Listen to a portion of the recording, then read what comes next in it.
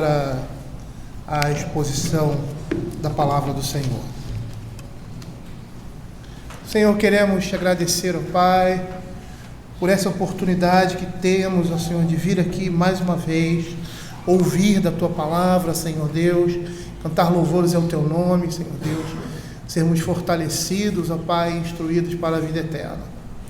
Fica com o Teu povo, abre o nosso coração, Pai, para a Tua palavra, e tudo que tenha sido pregado e ensinado, Senhor, possa encontrar, Senhor Deus, um lugar, ó Pai, de morada no nosso coração.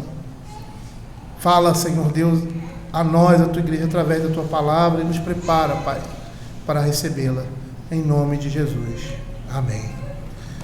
Queridos, eu quero hoje compartilhar com os irmãos Apocalipse capítulo 2, versos de 8 a 11. Apocalipse capítulo 2, versos de 8 a 11.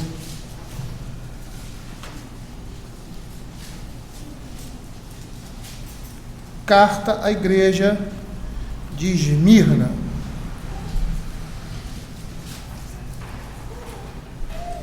Diz assim a palavra do Senhor: ao anjo da igreja em Esmirna escreve: estas coisas diz o primeiro e o último, que esteve morto e tornou a viver. Conheço a tua tribulação, a tua pobreza, mas tu és rico, e a blasfêmia dos que a si mesmos se declaram judeus e não são, sendo antes sinagoga de Satanás. Não temas as coisas que tens de sofrer. Eis que o diabo está para lançar em prisão alguns dentre vós, para ser dispostos à prova. E tereis tribulação de 10 dias. Ser fiel até a morte, e dar-te-ei a coroa da vida. Quem tem ouvidos, ouça o que o Espírito diz às igrejas. O vencedor, de nenhum modo, sofrerá dano na segunda morte. Eu já havia falado a respeito do livro de Apocalipse, que o livro de Apocalipse é uma revelação do Senhor Jesus, através de João, sobre o que aconteceria em tempos posteriores. E, na realidade, as igrejas ali estavam passando por dificuldades, por problemas, e a perspectiva é olhar e ver aquilo que Deus está fazendo, e que Deus iria fazer por meio do seu povo, através do seu povo, com a sua igreja, fazendo com que eles pudessem visualizar, vislumbrar um futuro na consumação de todas as coisas e tranquilizarem o seu coração para passar por todas as provações e dificuldades que aquelas igrejas ali estavam passando. Na realidade, o livro de Apocalipse é um consolo num momento de grande tribulação e de grande aperto no meio do povo de Deus, na igreja de Cristo nesse mundo, para que eles possam ter esperança e vislumbrar que aquilo que eles estão vivendo naquele momento, as dificuldades, as tribulações, e todos os pesos que a igreja recebeu e eles estavam recebendo naquele momento, essas coisas teriam a sua compensação, e tudo estava caminhando para a conclusão de todas as coisas. É interessante nós percebermos o contexto da igreja ali, e porque esse contexto da igreja está muito relacionado, o contexto da cidade, melhor dizendo, está muito relacionado ao contexto daquela igreja. Então, a cidade de Esmirna ficava a uns 50 quilômetros ao norte de Éfeso. Era um ponto marítimo bastante próximo. A riqueza e prosperidade de Esmirna fazia com que ela disputasse com Éfeso e Pérgamo, que eram cidades próximas, a honra de ser a principal cidade da Ásia Menor, que era uma grande metrópole comercial. Em 195 a.C., já se tinha erigido um templo a deusa Roma, e por isso ali se tornou um lugar de forte culto também ao imperador. Em 26 a.C., erigiu-se um templo ao imperador Tibério, que fora disputado por várias cidades, e que Esmirna teve essa honra, porque ela se gabava a partir daí de ser a principal cidade no culto ao imperador romano. Naquela região, nós tínhamos uma colônia judaica bastante expressiva e agressivamente hostil aos cristãos, com influência junto às autoridades civis daquela região. Anos mais tarde, os judeus se ajuntam aos pagãos para pedir a morte do bispo da igreja, que é Policarpo. A história conta isso. E esses participaram ativamente do seu martírio, que foi morto na fogueira. Ele foi queimado. E eles impediram os cristãos de levarem os seus restos mortais para ser enterrado e sepultado. Esmirna era o nome grego da palavra mirra, que era uma substância extraída do esmagamento de uma planta, usado na fabricação de perfumes e para embalsamento, para embalsamar corpos. É interessante que entender a cidade em que aquela igreja se situava vai nos dar a dimensão dos problemas e das lutas que os cristãos vivenciavam naquela ocasião. E muitas vezes nós vamos perceber que os pecados daquela cidade influenciavam na vida da igreja de uma forma direta ou não, positivamente ou negativamente. A estrutura da carta, e nós vamos perceber que todas essas cartas, as 7 igrejas, elas seguem a mesma estrutura. Começa, em primeiro lugar, com a saudação ao destino, o verso 8. Ao anjo da igreja em Esmirna, escreve. Logo após vem a autodesignação de Cristo, que também se encontra no verso 8. Estas coisas diz o primeiro e o último, que esteve morto e tornou a viver. Logo após isso, nós temos a aprovação da parte de Deus, de Cristo, para com aquela igreja. Conheço a tua tribulação, a tua pobreza e a tua pobreza, e a blasfêmia dos que a si mesmos se declaram judeus e não são. E aí nós temos o encorajamento que vem logo depois, no verso 10. Não temas as coisas que tem que sofrer. Eis que o diabo está para lançar em prisão alguns dentre vós, para ser postos à prova, e trareis tribulação de 10 dias. Ser fiel até a morte, dar-te-ei a coroa da vida. E aí a advertência de Cristo, com aquela frase que é sempre repetida: quem tem ouvidos para ouvir, ouça. E por final, a sua promessa: o vencedor de nenhum modo sofrerá dano na sua morte. O que é interessante nessa estrutura, que em Esmirna, essa igreja não é censurada por Cristo. Ela precisava ser encorajada e consolada na pessoa do seu pastor, por ser uma igreja fiel. E todas essas cartas, elas são enviadas diretamente ao pastor da igreja. Elas são voltadas para o pastor da igreja. E o que ele fala aqui, creio eu, se projeta a esse que é o anjo da igreja, mas se estende a toda a igreja. Eu acho que é um reflexo do que a igreja estava vivendo e daquilo que ela estava passando na pessoa do seu pastor. E aí, no início, na saudação, ele diz assim: ao anjo da igreja em Esmirna, escreve. Nós até explicamos por que anjo da igreja. Porque tem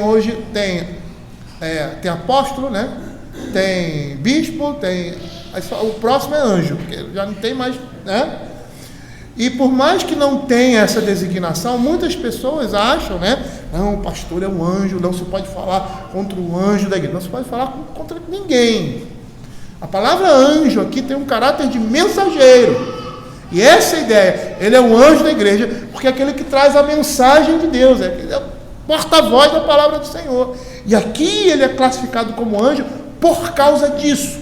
Não porque tem alguma coisa em especial, alguma aura especial que um crente, sem que nem crente, ninguém tem esse negócio, diferente dos membros da igreja. Não é isso.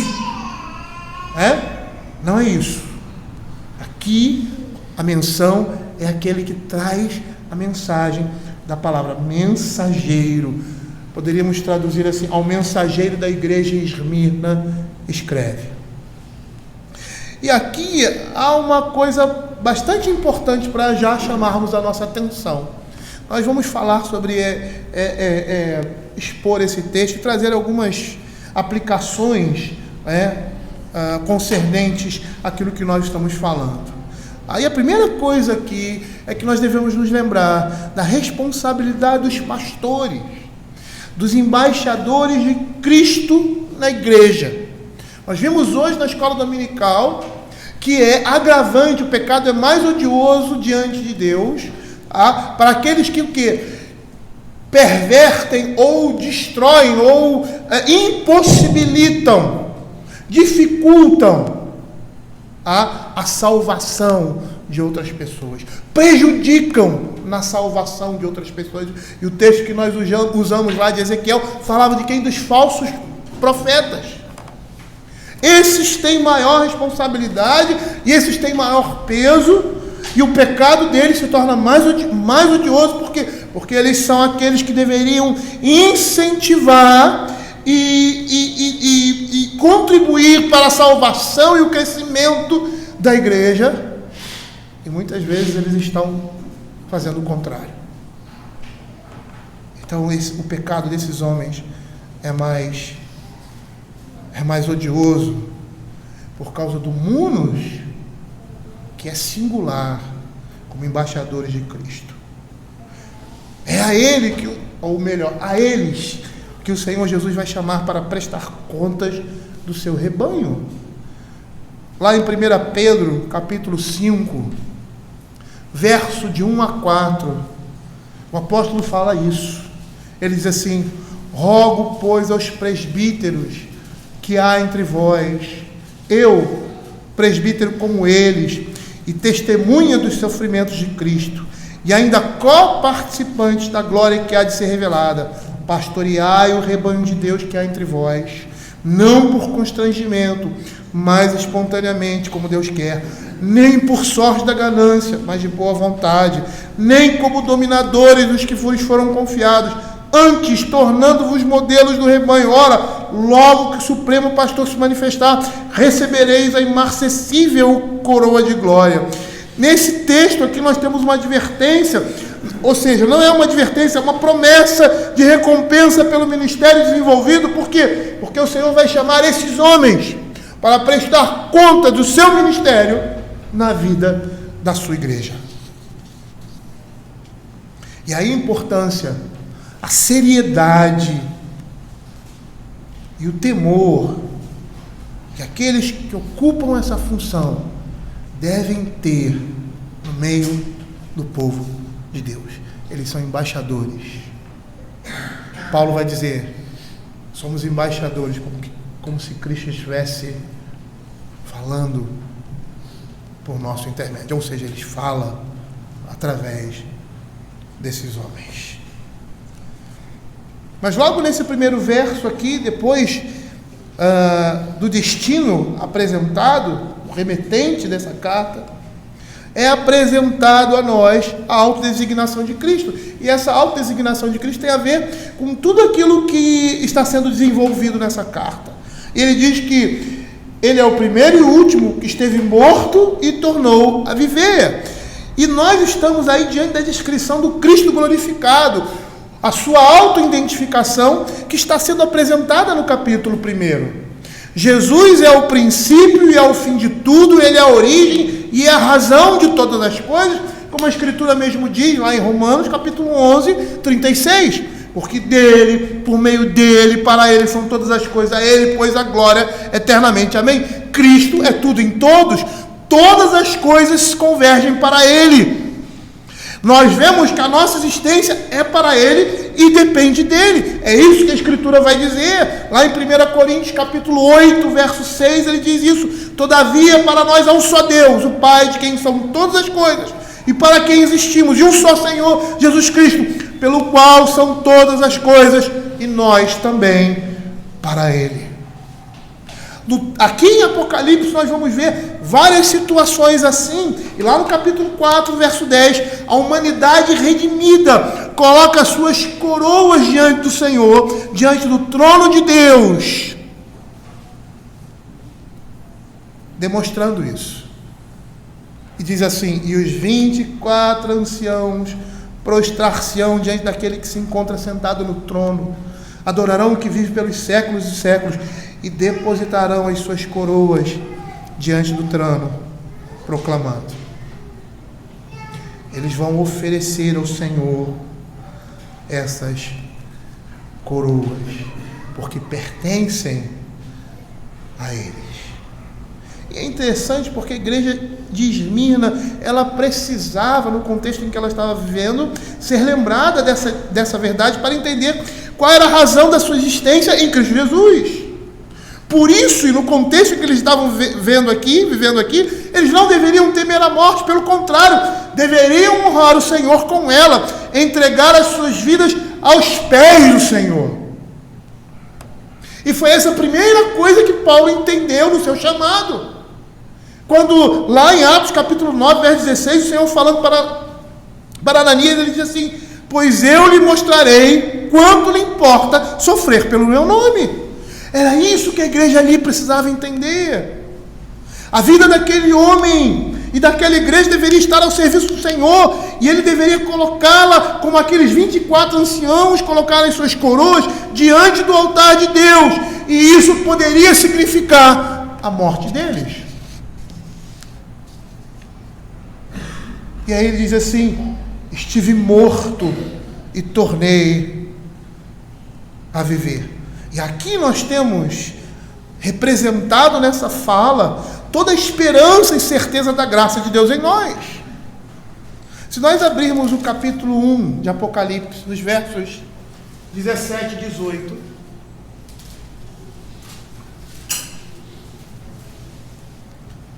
nós estamos vendo aqui a visão de João do Cristo glorificado. Quando Paulo diz assim numa das suas epístolas: nós já não conhecemos mais Cristo na carne. O conhecimento que nós temos agora de Cristo é esse, o Cristo glorificado. Quando o vi, caí a seus pés como morto. Porém ele pôs sobre mim a mão direita, dizendo: não temas, eu sou o primeiro e o último, e aquele que vive. Estive morto, mas eis que estou vivo pelos séculos e séculos, e tenho as chaves da morte e do inferno. Por isso que ao final dessa carta, ele diz que o vencedor não sofrerá dano na segunda morte. Por quê? Porque Cristo ressuscitou e agora ele tem a chave da morte, do inferno. Ele tem a vida em si mesmo. A vida eterna pertence a ele. Ele tem as chaves da morte, ou seja, ele agora pode abrir o túmulo e levar aqueles que estavam mortos por causa dos seus delitos e pecados. Aqueles aos quais ele aplicou desde a fundação do mundo o seu sacrifício. Cristo, por seu sangue, garante a nossa ressurreição.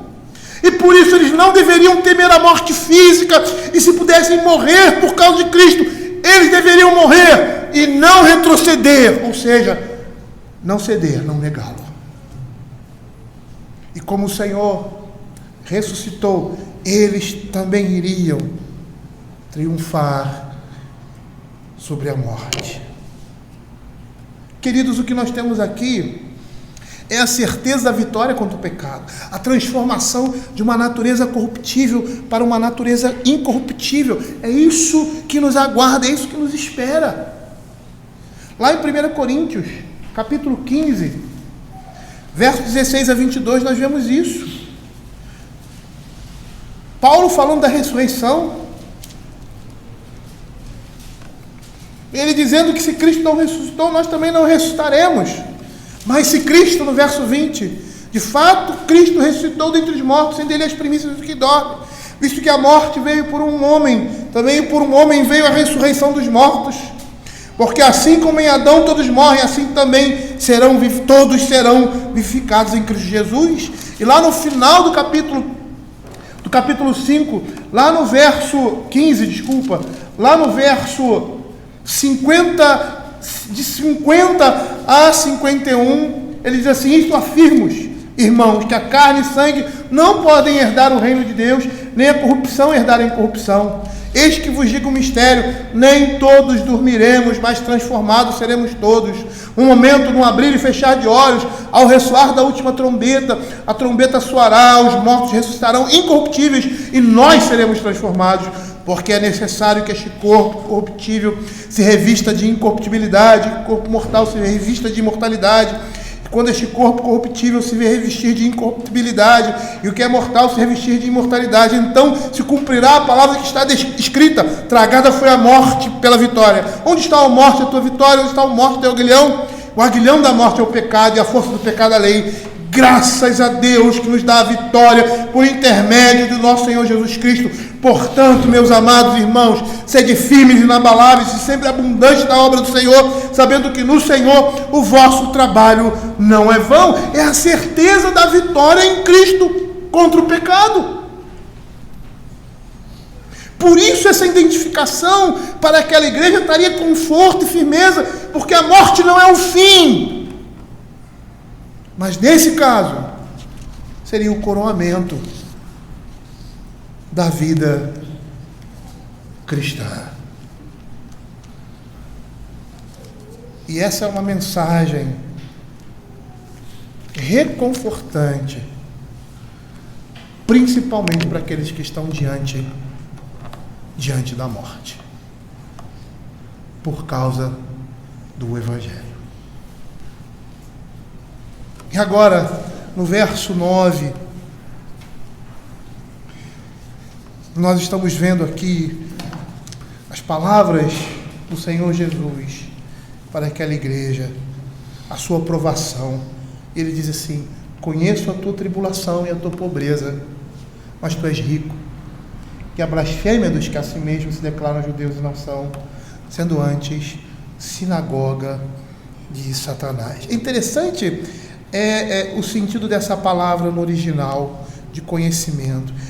Significa um conhecimento de alguém que está intimamente ligado, que se relaciona com intimidade com alguém. A tribulação aqui significa aflição, opressão, aperto.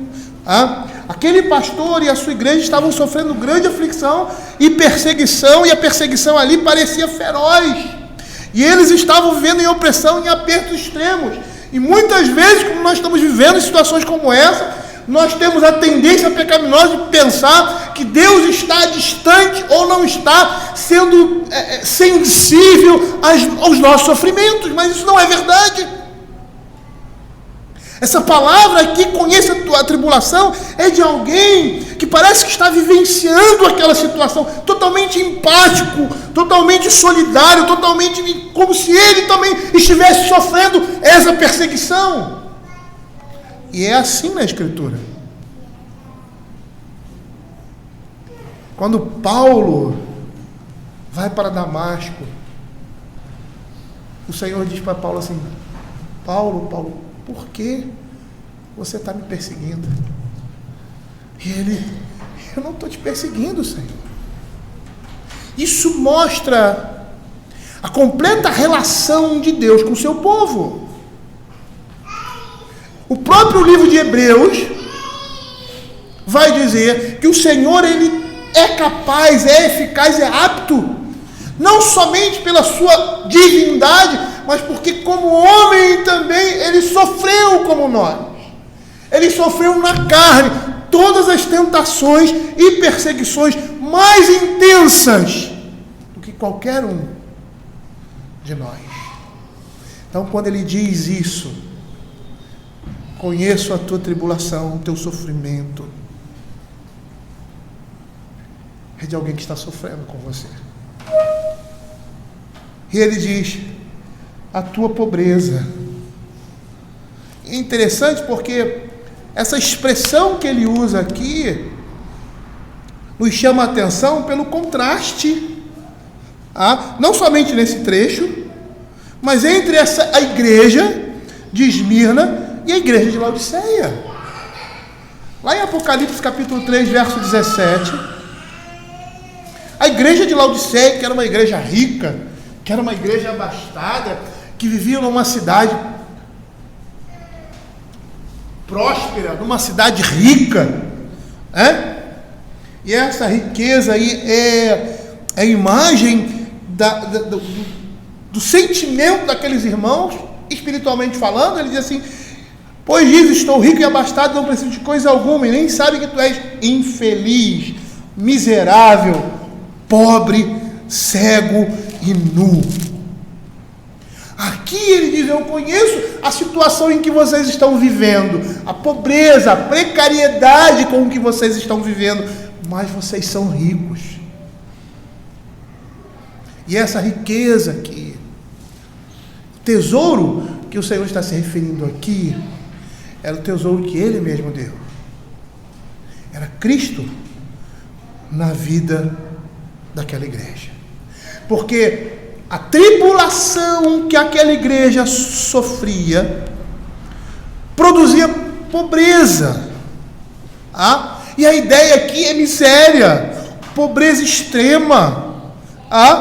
E essa palavra se refere à pobreza desprezível de mendigos, de pessoas que ficam mendigando na rua. E essa situação de pobreza extrema era consequência do confisco dos bens, bandos hostis que saqueavam os cristãos e a dificuldade de ganhar a vida em um ambiente hostil. Isso não é privilégio, vamos dizer aqui, de Esmirna. Nós já vimos isso na história da igreja de uma maneira geral. O livro de Esther vai mostrar isso. A perseguição de Amã contra o povo de Deus, fazendo com que o rei Assuero fizesse um decreto que todo mundo se voltasse contra eles. É como se as pessoas entrassem, saqueassem a casa de um cristão. É isso que iria acontecer ali em Esther, e ficava tudo bem. Acabou, não ia dar em nada.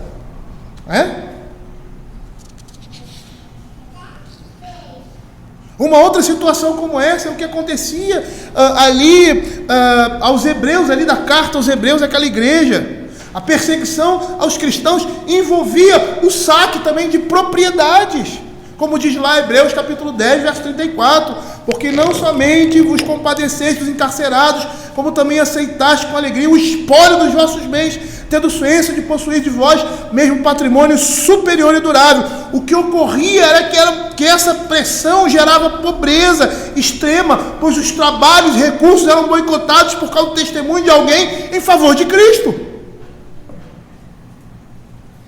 Mas o que é interessante é a condição espiritual da igreja estava em contraste com a sua situação econômica. Eles eram ricos por isso. Tornar-se um cristão, do ponto de vista terreno, era um verdadeiro sacrifício e significava pobreza, fome, prisão e, com frequência, morte por meio de feras ou fogo. A palavra do Senhor aqui está dizendo que eles não deveriam sentir piedade de si mesmos. Podiam parecer pobres, mas eram ricos de bens espirituais, eram ricos da graça de Deus. E nesse caso nós podemos perceber que a adversidade e a pobreza eram sinônimos de piedade e fidelidade a Deus. Nós devemos lembrar que podemos, mesmo sem uma perseguição física, cair numa situação muito parecida nos nossos dias. Às vezes com uma menor intensidade. Comércio, por exemplo,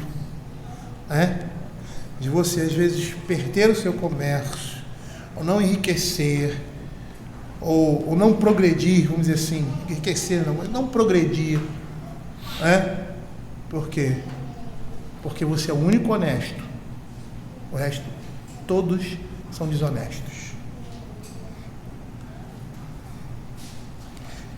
Às vezes você tem metas para alcançar no trabalho e essas metas não são muito éticas, ou a forma como você se utiliza para alcançar, que se utilizam para alcançar essas metas, não são éticas.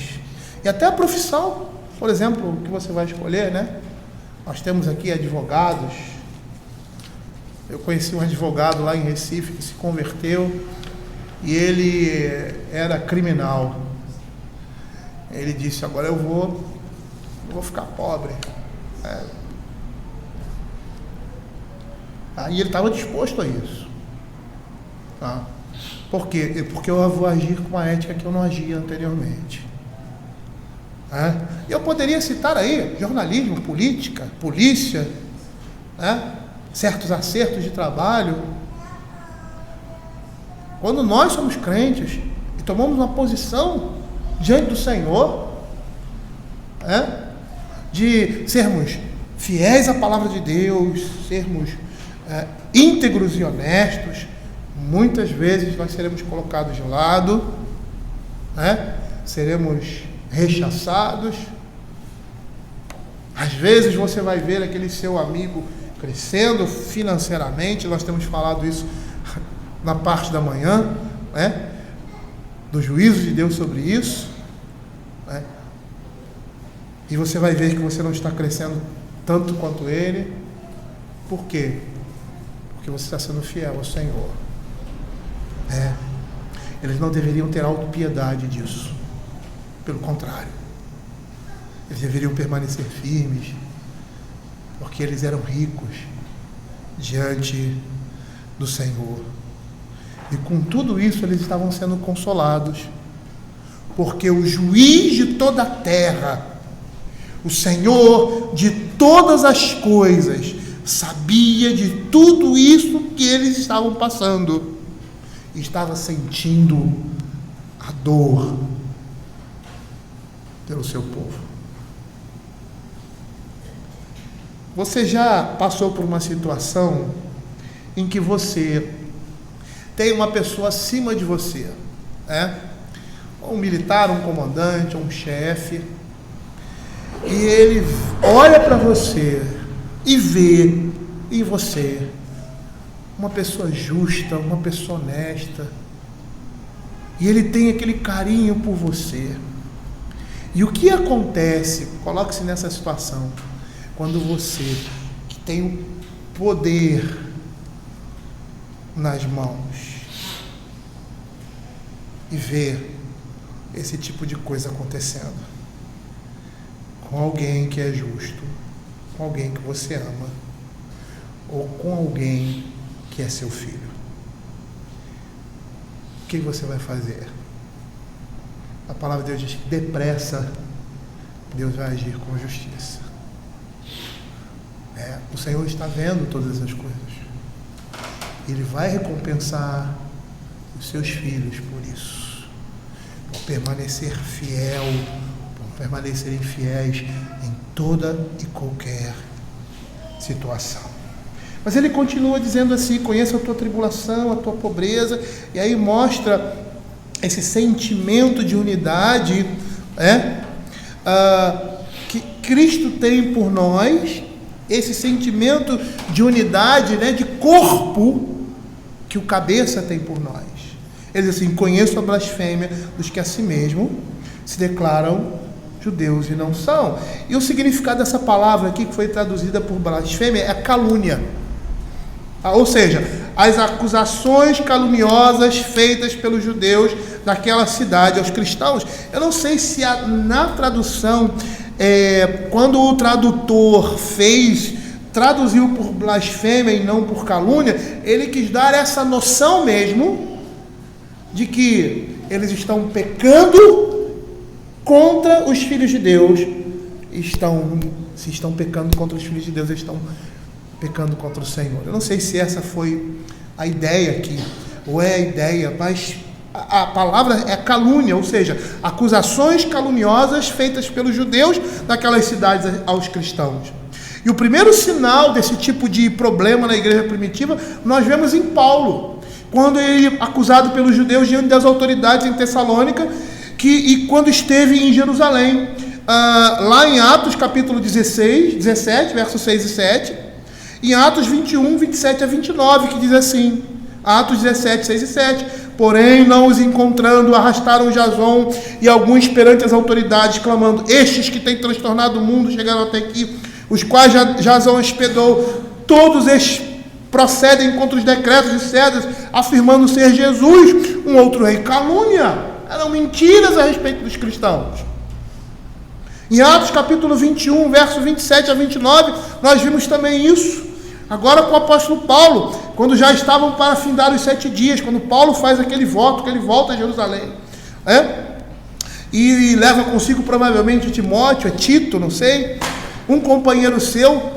E ele diz assim: quando já estavam por findar os 7 dias, os judeus vindo da Ásia, tendo visto Paulo no templo, alvoroçaram todo o povo e o agarraram, gritando: israelitas, socorro! Este é um homem que toda parte ensina todos a serem contra o povo, contra a lei e contra este lugar. E ainda mais introduziu até gregos no templo e profanou este recinto sagrado, pois antes tinham visto Trófimo, o Éfeso, em sua companhia na cidade, e julgavam que Paulo tinha introduzido no templo, porque ele tinha levado alguém com ele, que era judeu também.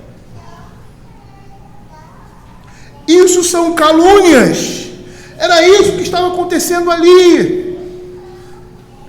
Os judeus fizeram falsas acusações para acusar os cristãos ali de Esmirna, diante das autoridades romanas, provavelmente de terem supostamente violado a lei romana.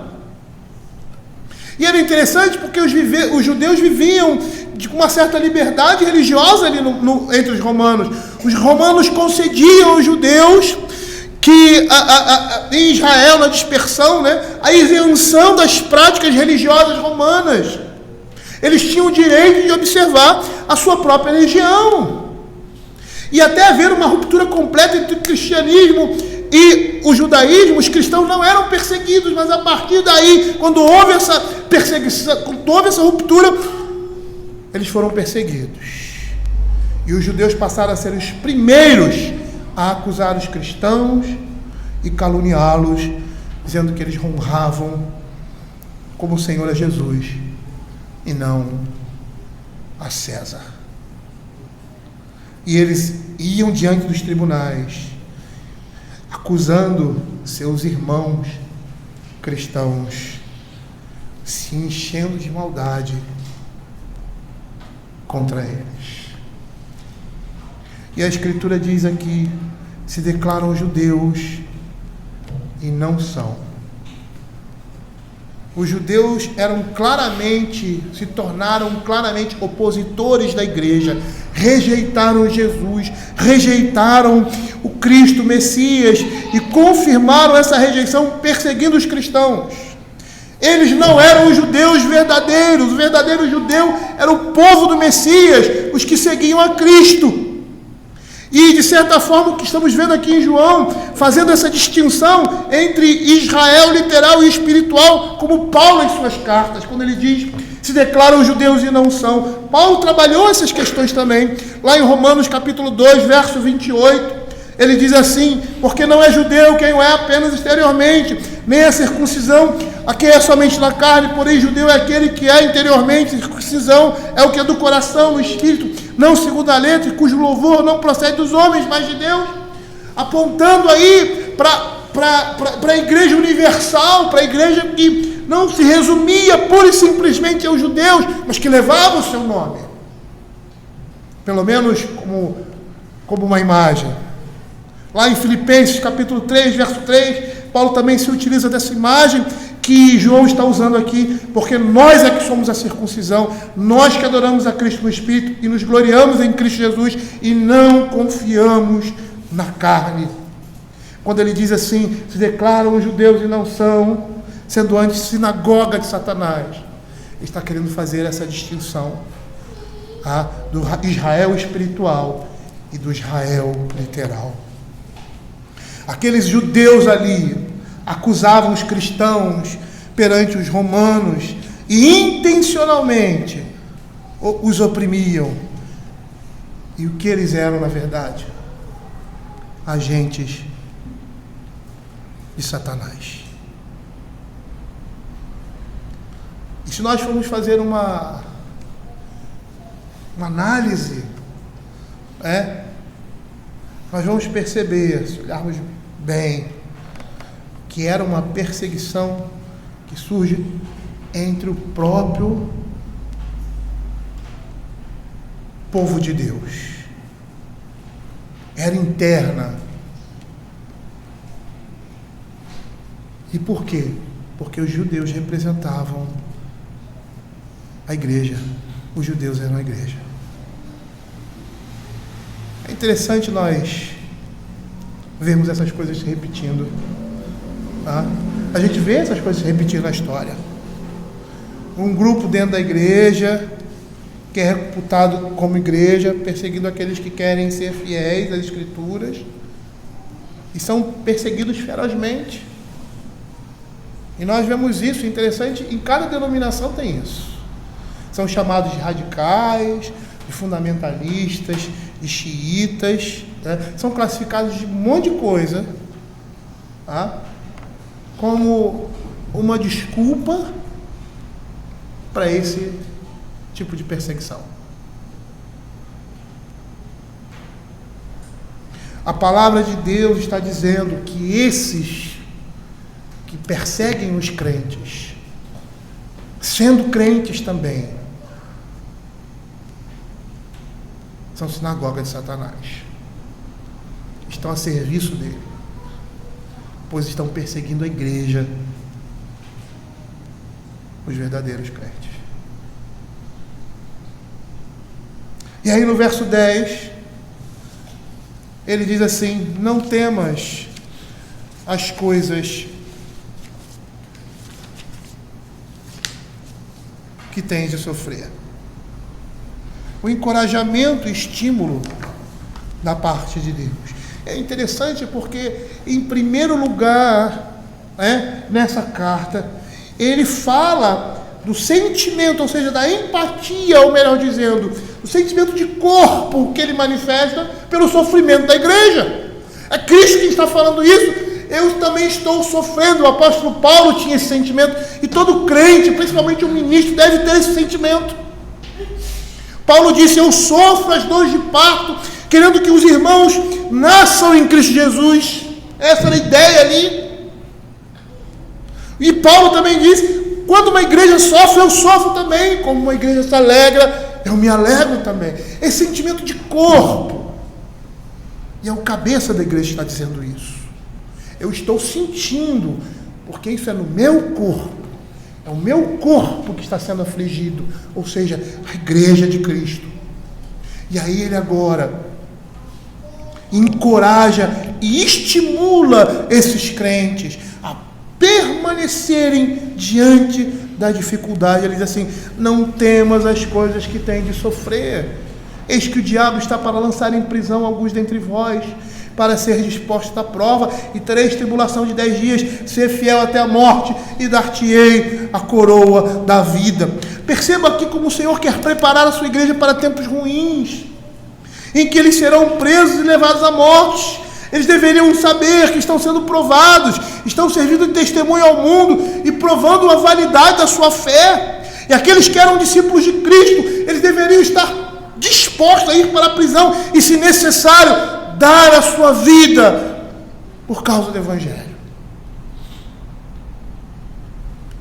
Os crentes de Esmirna, eles deveriam entender, como nós também, que estamos enfrentando uma guerra espiritual, na qual estamos frente a frente com o diabo. E tudo isso era necessário para provar a fé da igreja, a sua fidelidade para com o Senhor. Olha o que Lucas capítulo 22, verso 31 e 32 vai dizer. Nessa mesma perspectiva, quando Pedro é avisado.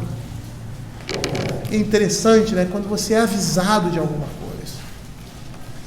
Esses dias eu fiquei sabendo que eu vou ter que fazer uma operação de apêndice. Vou ter que tirar umas pedras do apêndice. Eu nunca operei na minha vida. Eu tenho pavor. Eu digo para o médico assim: me dá uma anestesia um dia antes e deixa eu acordar um dia depois. Mas eu já estou me preparando para isso. Eu já estou preparando o meu espírito para passar por essa, torcendo e orando para não passar, que é uma possibilidade mínima, remota, de 1%. Eu estou torcendo, mas eu estou já na perspectiva, na expectativa. E como é bom isso, como é bom você ser alertado de alguma coisa que você vai passar, porque você prepara o seu coração, você começa a vigiar em determinadas coisas,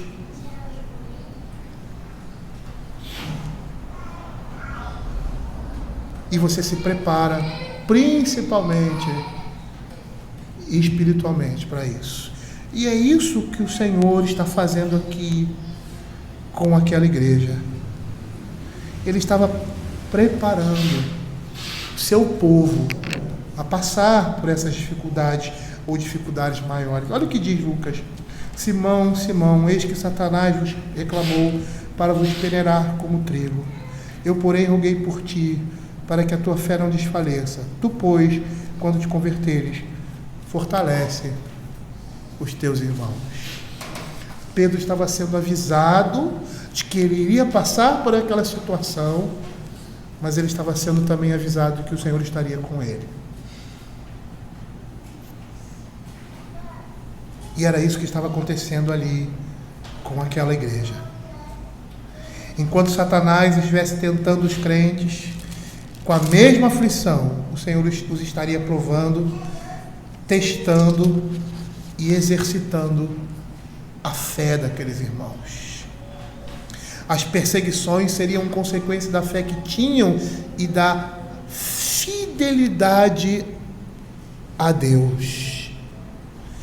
É interessante o que o apóstolo Paulo diz.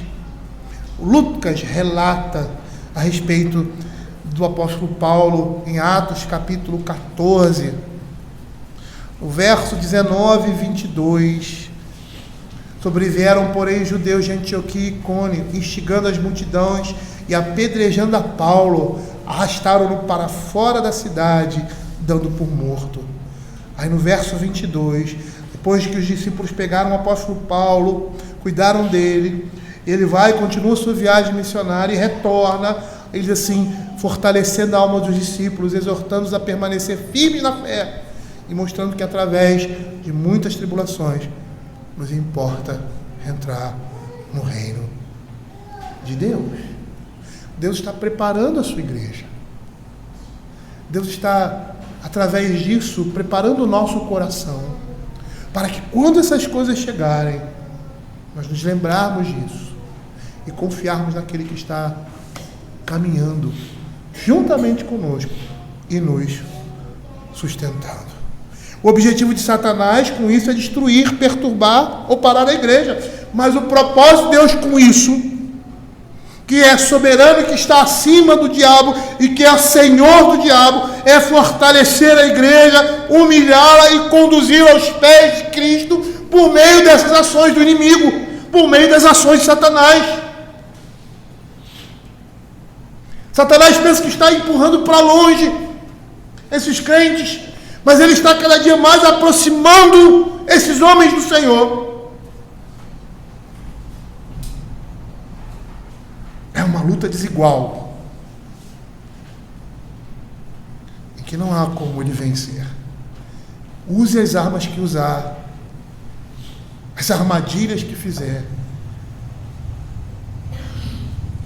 Não tem como reverter essa situação, pelo contrário, ela só vai progredir.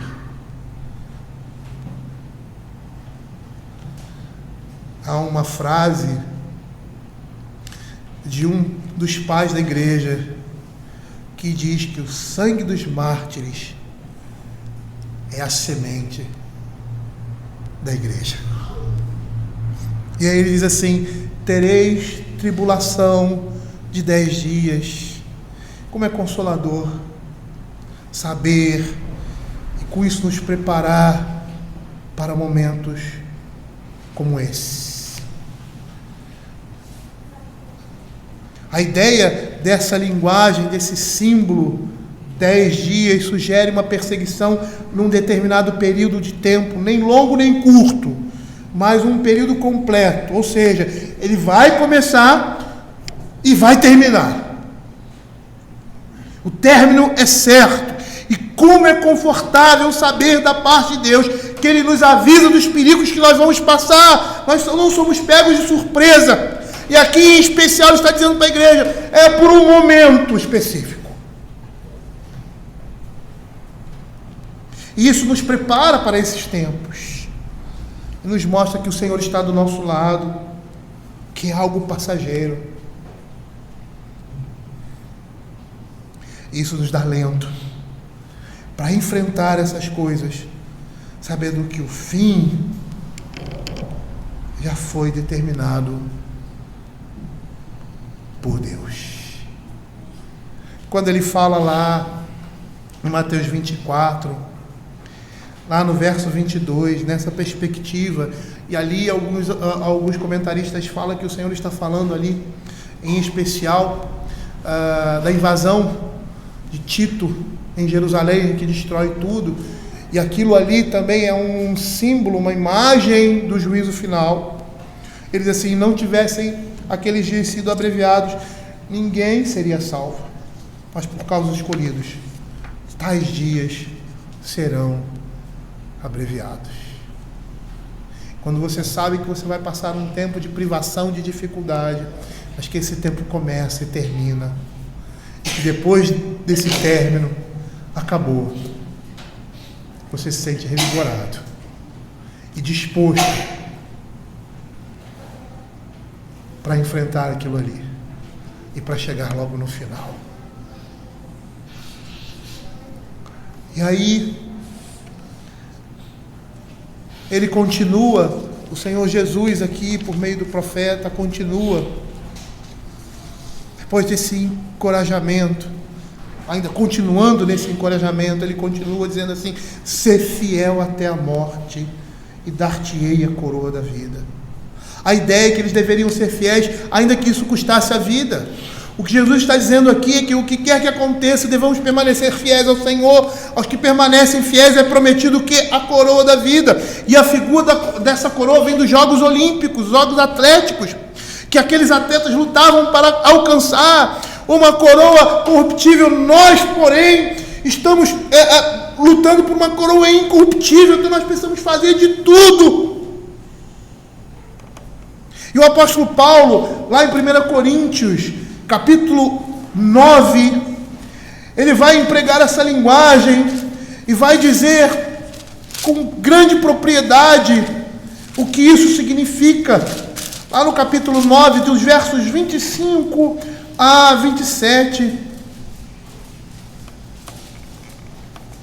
ele diz assim, todo atleta em tudo se domina, aqueles para alcançar uma coroa corruptível, nós, porém, é incorruptível. Assim corro também eu, não sem meta, sem luto, não como desferindo golpes ao ar, mas esmurro meu corpo e o reduzo à escravidão, para que, tendo pregado a muitos, não venha eu mesmo a ser desqualificado. O apóstolo Paulo diz que estava fazendo de tudo, como um atleta que tem uma dieta, que tem um regime de exercícios pesado, disciplinado, sempre na mesma hora, e tem todo um programa para que ele possa conseguir ganhar aquela competição. E ele está falando que nós devemos ser assim também. E é essa a ideia, permanecer fiel até o fim, suportando todas as coisas, porque ao final, todas as privações e dificuldades, iremos receber a coroa da vitória.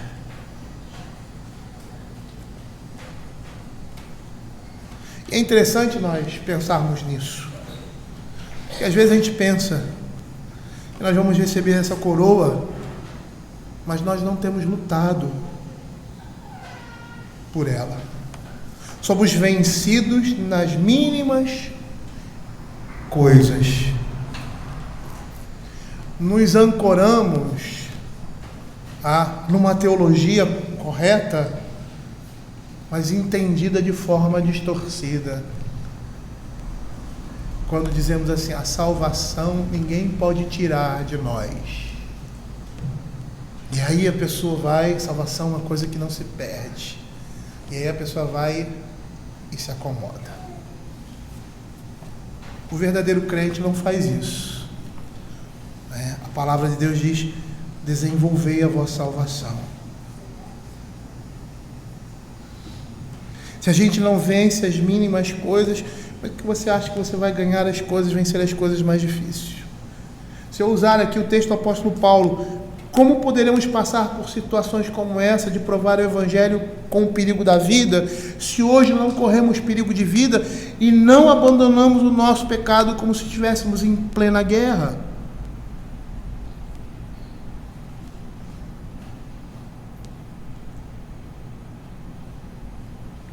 Isso me faz lembrar do meu tempo de quartel, em que determinadas unidades ou quartéis viviam como se a guerra fosse iminente. Então eles andavam preparados para isso. Exercícios que eram tropas de pronto emprego, exercícios constantes, como se eles tivessem uma guerra amanhã. Ou como se eles estivessem vivendo já esse ambiente de conflito. E o propósito ali era viver em treinamento, para que no momento do conflito eles estivessem preparados.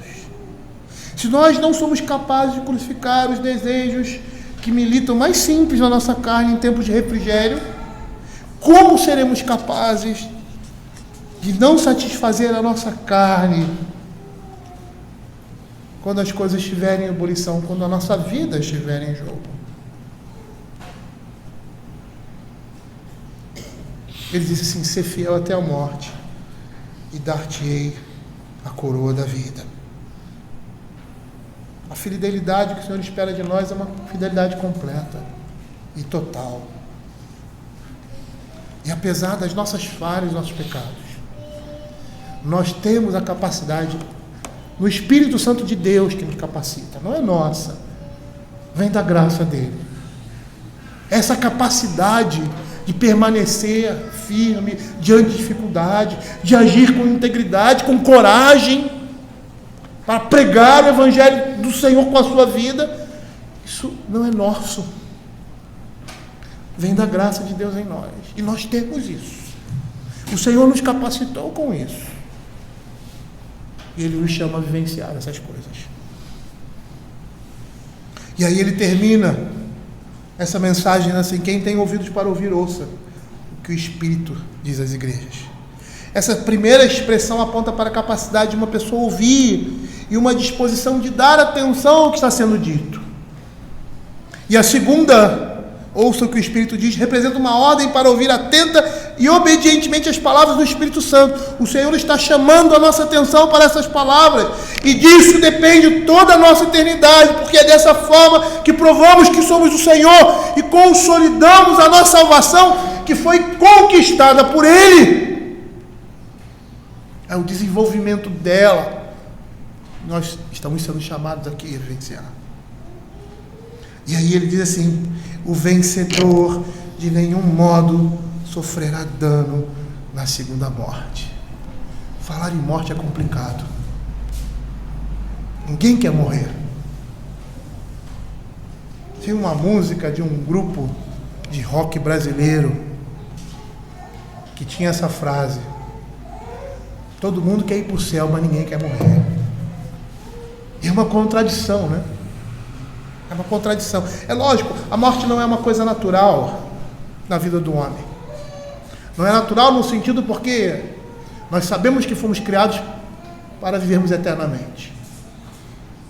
A morte é consequência do pecado. E como nós lemos lá em 1 Coríntios, ela vai ser o último inimigo a ser destruído. Mas ele está falando aqui de uma segunda morte. Que morte é essa? Uma eterna separação de Deus. Um eterno purgar de um sofrimento e dor, classificados na Escritura como fogo. Algo que queima e jamais cessa. E ele diz: o vencedor de nenhum modo sofrerá dano. É como se Jesus estivesse dizendo que aqueles que não se importam com a sua vida neste mundo, por causa do Evangelho de Cristo, teriam verdadeira vida quando o Senhor vier em sua glória. Paulo, quando fala sobre a ressurreição, lá em 1 Coríntios 15, 19, ele diz: se a nossa esperança em Cristo se limita apenas a esta vida, somos os mais infelizes de todos os homens. Ser vencedor aqui seria não negar o Evangelho e até mesmo morrer por ele.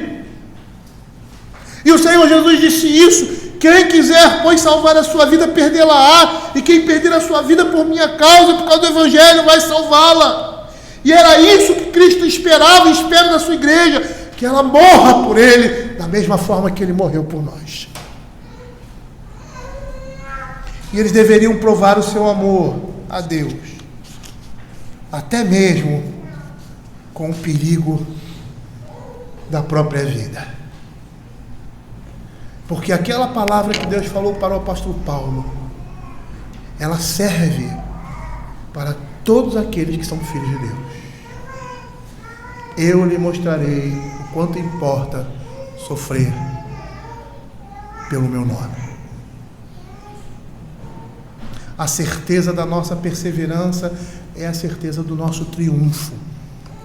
Esmirna era fiel ao seu chamado para ser um candeeiro, e nós devemos também, nos lembrando das palavras do apóstolo Paulo, quando passarmos por esses vales de aflição, lá em 2 Coríntios capítulo 4, verso 17. Porque ele diz assim: porque a nossa leve e momentânea tribulação produz para nós eterno peso de glória, acima de toda comparação, não atentando nas coisas que se veem, mas das que se não veem, porque as que se veem são temporais, e as que se não veem são eternas. Vamos orar.